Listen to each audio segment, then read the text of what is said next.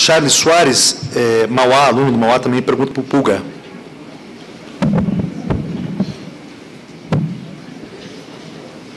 Bom dia. E a minha pergunta é o seguinte: o que a gente ouve falar nas faculdades e academias é que, hoje em dia, um atleta olímpico, para ele alcançar alguma medalha, né, alcançar o pódio, seria impossível ele alcançar essa medalha sem a utilização de alguma substância proibida. E, com essa informação, o Brasil não seria prejudicado se ele enrijecesse muito essas leis.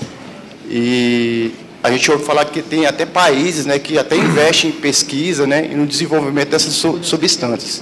Então, minha pergunta seria essa. É muito importante a sua pergunta, porque ela toca de início aos valores. Esse inconsciente coletivo, há um inconsciente coletivo de que o resultado só é alcançado usando os meios ilícitos, como foi colocado pelo colega ali. Então, nesse caso, essa inversão também faz parte do nosso processo educativo. Então, nesse sentido, tanto as confederações, especialmente aquelas em que o resultado depende de recordes, como aquelas em que os resultados daquelas pessoas se mantêm no tempo, devem adotar essas condutas que a própria Convenção Internacional da Unesco chama de boas práticas. Existe uma parte na Convenção Internacional da Unesco que fala do processo educacional. Então, nesse sentido, temos que repelir, temos que desvalorizar este inconsciente coletivo que tentam colocar a goela abaixo, dizendo que para obter resultado tem que se obter através de meios ilícitos. Então, nesse sentido, temos que, enquanto sociedade, pugnarmos pelos verdadeiros valores do esporte, que é especialmente a verdade no esporte. É isso.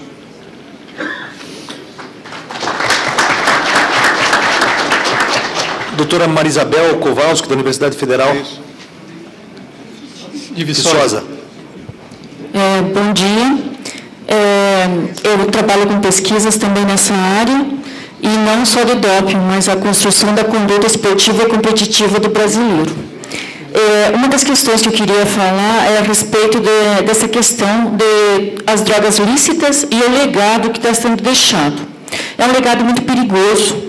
E eu queria saber, na questão da legislação, principalmente do direito, os tipos de doping. Nós estamos aí com próteses de titânio, carbono.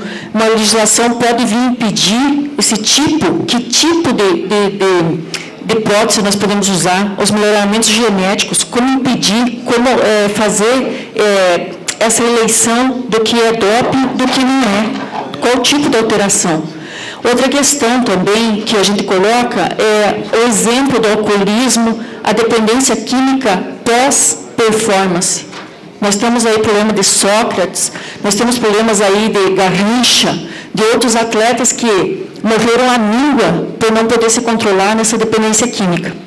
E até onde essas questões parlamentares, vocês, não só como profissionais do direito, mas como profissionais da educação física, até onde pode haver uma mudança nessa questão da legislação de não tratar subjetivamente essas questões, o atleta e o dopante, o médico, mas sim traduzir isso em políticas que realmente absorvam todo esse processo, não só do esporte, mas uma questão que eu achei muito interessante dele, dessas indústrias.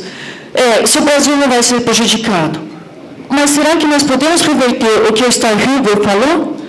Se é importante participar, não mais altos, sítios altos e fortes, buscar tudo isso num recorde, mas sim, daqui a pouco nós vamos ter categoria dopados, não dopados, melhorados geneticamente, com prótese de titânio, com prótese de carbono. Daqui a pouco nós vamos ter 10 categorias, 10 Olimpíadas de todos esses itens.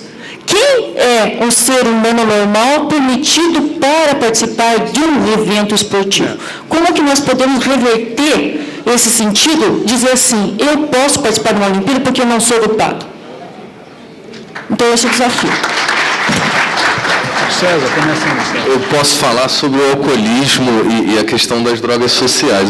A questão dos outros tipos mais modernos de doping, eu confesso que eu não me arrisco, porque, inclusive, um dos meus clamores é que nesses casos de doping mais complexos, tem a participação da investigação policial, de experts, de uma agência nacional que possa dar até subsídios à defesa, porque, como advogado, questões técnicas não me fogem. Mas, com relação à questão do alcoolismo, eu até na minha apresentação, eu usei o exemplo do Garrincha, né, que um dos maiores esportistas do país, vai ser sempre lembrado como o craque que foi, mas vai ser sempre lembrado, e aí até vejo para um lado positivo, né, pelo problema do álcool, que pelo menos isso daí sirva de estímulo para políticas, né, que possam prevenir o alcoolismo.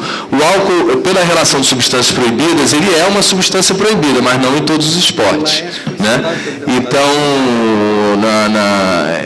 na maioria deles, principalmente no futebol, a gente vê muito presente o álcool na vida do atleta, né? Em parte pela sua origem, não tenho dúvida, social. Agora, eu também me ressinto de políticas voltadas à educação quanto ao uso de drogas lícitas, como é o alcoolismo. O alcoolismo, ele é muitas vezes o trampolim, e até posso dizer por experiência de alguns casos que eu tive nas mãos, que o álcool levou aquela pessoa, o abuso do álcool levou aquela pessoa a usar uma outra substância. Um desses casos, em 2007, o atleta que já estava abstêmio usou a maconha para não recair no álcool. E aí jogou uma partida 30 dias depois e não sabia que o Labetec tem a capacidade de enxergar de 30 a 45 dias depois essas substâncias. Então, isso é uma coisa muito presente. O álcool é o trampolim. A gente sempre trata a droga ilícita e esquece do álcool, porque álcool e esporte também não combina. Nada combina. Então, acredito que é muito importante que, junto a um programa de prevenção ao uso de drogas ilícitas, também seja feita em conjunto, nesse mesmo momento, uma campanha quanto ao abuso no uso de álcool, que também é um dos maiores problemas da nossa sociedade, e se a gente não tratar isso como uma doença, que como uma diabetes pode não ter cura, mas é controlada, né, permite uma vida saudável, a gente não vai vencer essa batalha nem contra o álcool e nem contra as drogas, porque na maioria das vezes o álcool é o trampolim. Marcos Gonçalves, pergunta para o Jorge.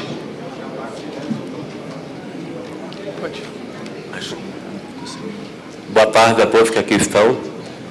Eu sou estudante de Educação Física e gostaria de perguntar ao presidente do Conselho Federal de Educação Física por que não faz um trabalho de investigação nas academias especificadamente, já que muitos donos de academia visam mais o lucro e eles próprios podem vender anabolizante para muitos que praticam academia. Vamos lá.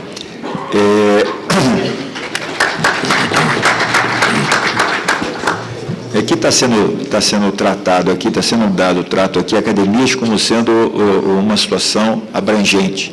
É importante resgatar aqui que essas questões de doping social que aqui foi falado, elas não estão dentro da academia, nem tampouco com o profissional de educação física. Profissionais de educação física hoje estão orientados, têm um compromisso ético no sentido de, evidentemente, desenvolver o trabalho com o jovem, com a criança, com o adolescente, com a gestante, enfim, no sentido positivo.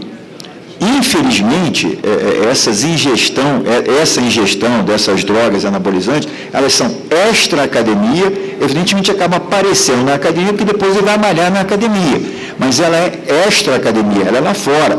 Ela, na verdade, é uma questão policial, na verdade é o tráfico, na verdade é uma situação de polícia fora. Daí a razão de nós todos aqui estarmos trabalhando a questão da consciência, a questão da educação, a questão do alerta dos danos e malefícios que podem causar essa situação.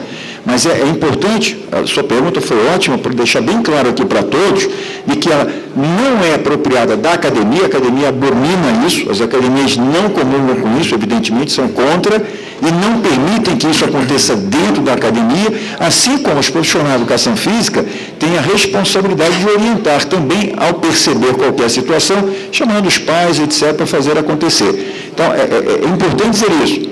Dentro da academia é saúde, profissional de educação física é agente de saúde. Infelizmente, fora acontece o tráfico. Importante, sim, nós estarmos atentos a essa questão social para proibir ou coibir, principalmente, porque coibir é mais difícil porque é uma questão de polícia, mas principalmente o processo educacional. Campanhas no sentido de alertar a sociedade e aos pais, principalmente, os danos que vão causar aos seus filhos essa situação. Obrigado pela pergunta.